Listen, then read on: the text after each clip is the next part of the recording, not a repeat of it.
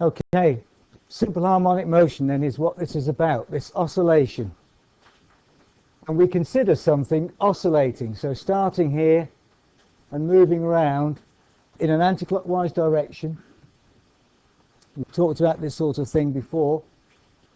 But now what we're saying is that an oscillation, like a mass on a spring or a pendulum over small oscillations, and then this mass between two springs, the displacement can be considered to be what's going on in the x direction, backwards and forwards and backwards and forwards. And that motion can be described by where this point is along the x-axis as it rotates around here.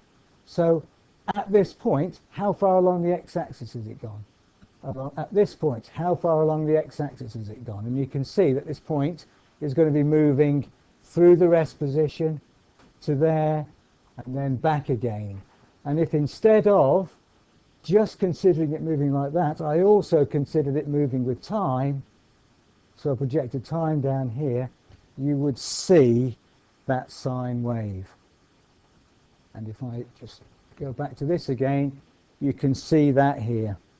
So the movement up and down is transferred into this sine wave movement.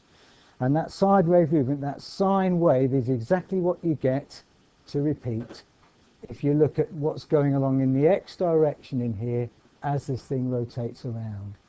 So if I want to describe where it is in a particular time, it's to do with this right angle triangle, and we know all about right angle triangles.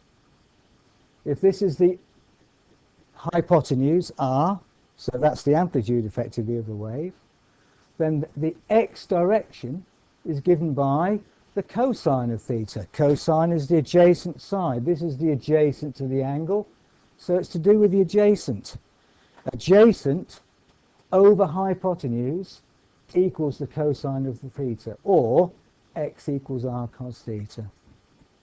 So that's the wave function. That's the function we can use to describe x. Where, and remember what x is, its position. Its position along, up and down here. Where has it got to? Its position in this x direction, in this position in this direction. So in other words, it always describes the displacement. But we know that theta, in terms of rotations, is angular velocity times time. Theta equals omega t.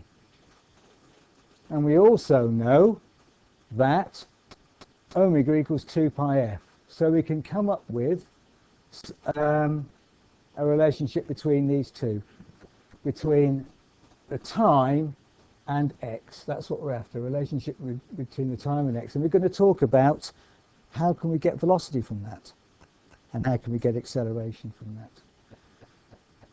We talked about when you get maximum velocity and things like that. So let's look at this. Let's look at this model here that you've got on your notes. So this is a mass between 2 points, and it's oscillating backwards and forwards in this direction and held with these 2 springs. So it's exactly analogous to this one here, this one, only it's oscillating in the x direction. If it goes to this side, that's when it's going to feel the maximum force at this maximum displacement, maximum force. 0 force here. If these springs are identical, then that will be exactly halfway between the two. The force of this spring trying to pull it back this way is exactly balanced by the force of this spring trying to pull it that way. So if I were to just have it in that position, it would stay there, wouldn't it? It wouldn't move. Forces are balanced. So there's no force. But by that I mean no overall force. There are forces acting, but they're all balancing each other out. If I displace it slightly, this force is going to be bigger than this force, so it's going to want to come back this way, and so it's going to start oscillating backwards and forwards. Simple harmonic motion is the way we describe it, SHM for short. This force equals mass times acceleration. We know that formula. Force is mass times acceleration. So the acceleration of this thing at any particular instant is given by the force. So we can use these ideas now to describe this simple harmonic motion. We have these formulae to remember that we've come across, omega equals 2 pi f, frequency is 1 over the period.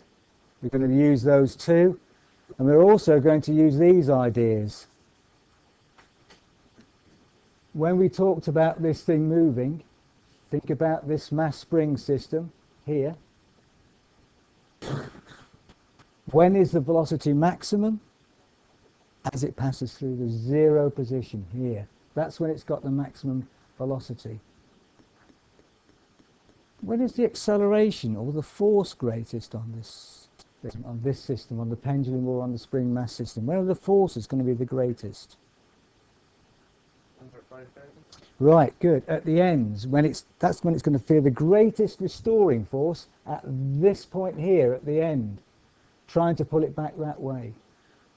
Acceleration means change in velocity. So if you think about it, at that point, as it comes to rest, that's when the rate of change of velocity is greatest acceleration.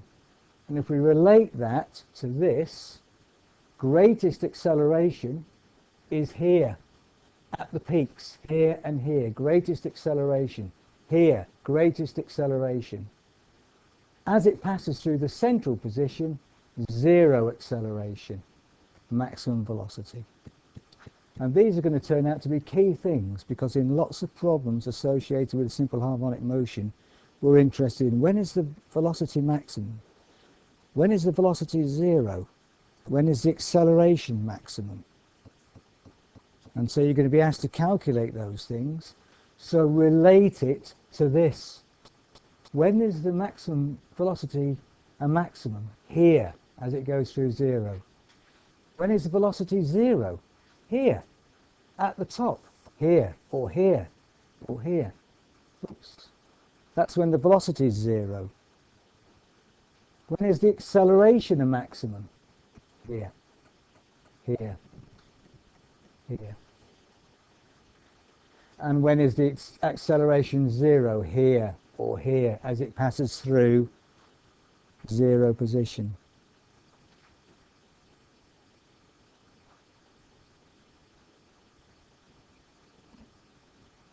If we relate back to this formula, F equals ma, when the force is 0, what's the acceleration going to be from this formula? When the force is 0, what's the acceleration?